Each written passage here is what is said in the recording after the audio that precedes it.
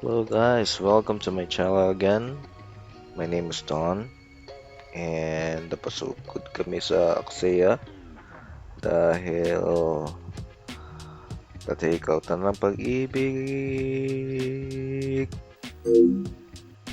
Ayan, take note lang po, hindi po ako ahente, homeowner lang din po ako. Ayan, so nandito kami sa Sugarland entrance. Bale, nasa Hugo Perez po ang Aksaya Development, and that will be the Woodlands at 13 Development. Ayan, kasama ko yung kapatid ko dahil wala akong kotse. Ayan. Bale, ito muna yung access road from Sugarland Estates, and kakanan ka.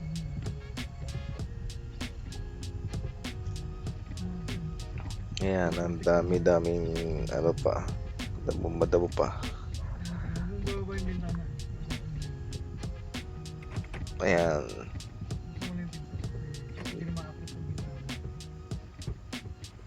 Sa Woodlands. A few moments later. Ayan. Kinausap ko yung guard. Sus Mariosep. Umuulan na. Gusto po makita yung email.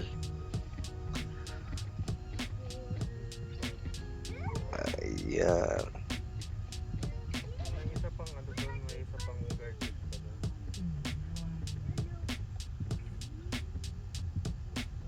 Medyo na-irita ako sa guard na una. Ayan. Welcome to Woodlands at 13 Martires, Cavite. Ayan, ginagawa na yung water tower. Hopefully maganda yung water service nila. And as you can see,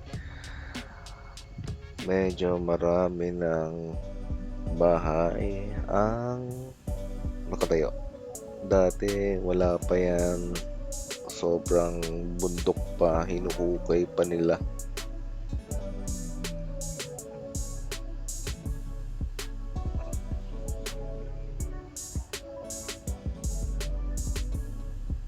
So this is the main gate.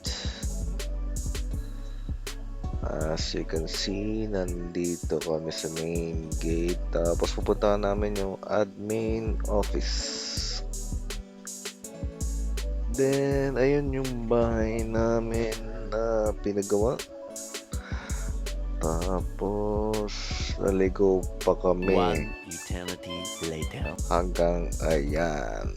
Nakita na namin ang bahay namin sa wakas. Yes, yes, yes.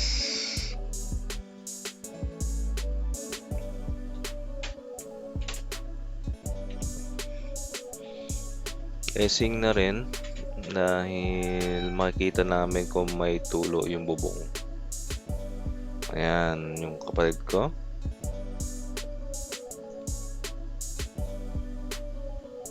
And yung Block 41.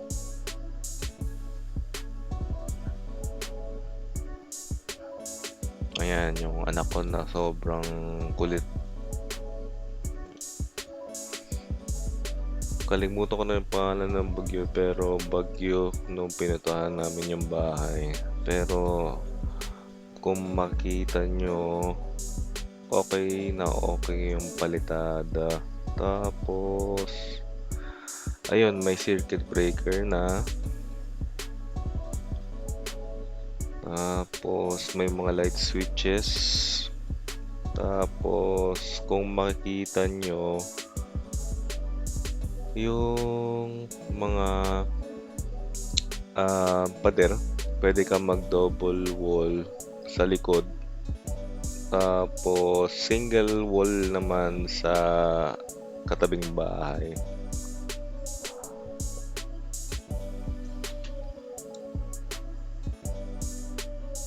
Then akyat tayo. Ayan.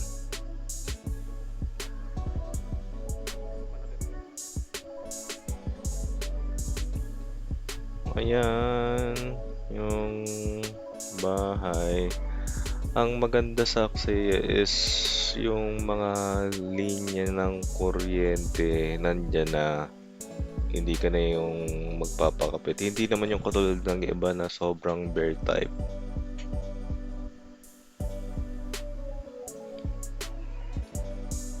Yan yung misis ko.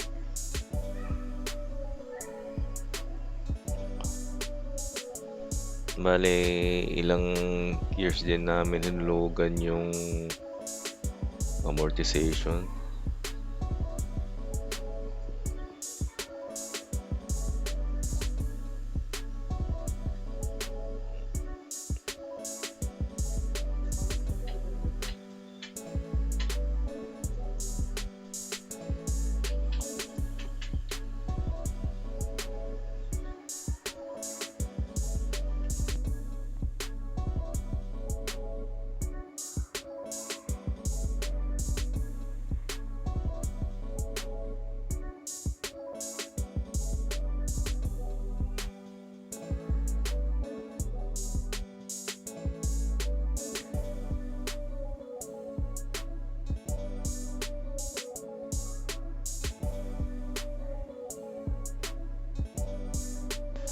Ayan, tine-check namin yung mga bintana.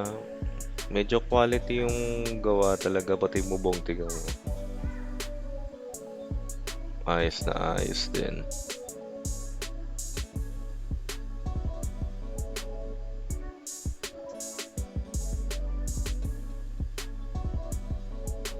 Ayan, walang tulo. Good. Tapos, check naman natin yung CR, yung likod muna. Ayan. Maganda talaga yung, kahit yung pintura ng bubong, okay. Ayan. Quality yung mga bintana din.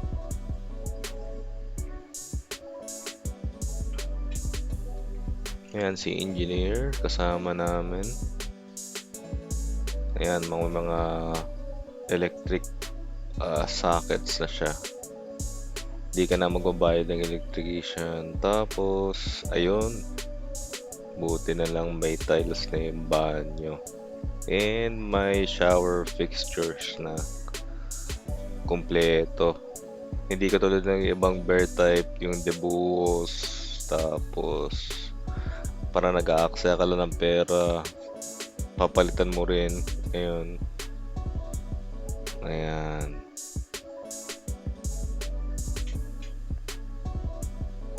Ayan, may light switch na rin. Ayun, I mean light bulb. Ayan yung neighborhood. Ayan, brief background muna tayo. Bale, pag kukuha ka ng bahay sa Aksaya is...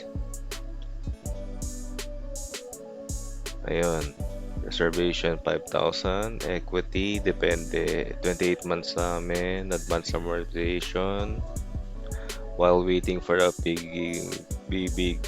Pero once na na-take out na ng pag-ibig, i-remit ng Aksaya yung mga advance mo as payment sa monthly amortization mo sa pag-ibig.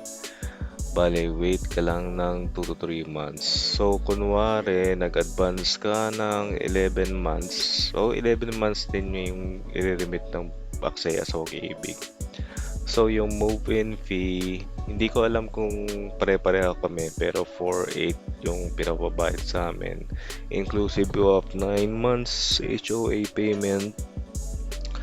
Tapos, they will contact daw you pag meron ng electric and water. Ayan, yung anak ko happy na may bagong bahay. And I think that's it. Thanks to my wife and son. And this is directed by Dawn. Special thanks to my brother Jay for driving us. Wala akong kotse. Thank you for watching and have a great day. Like, subscribe, and thank you.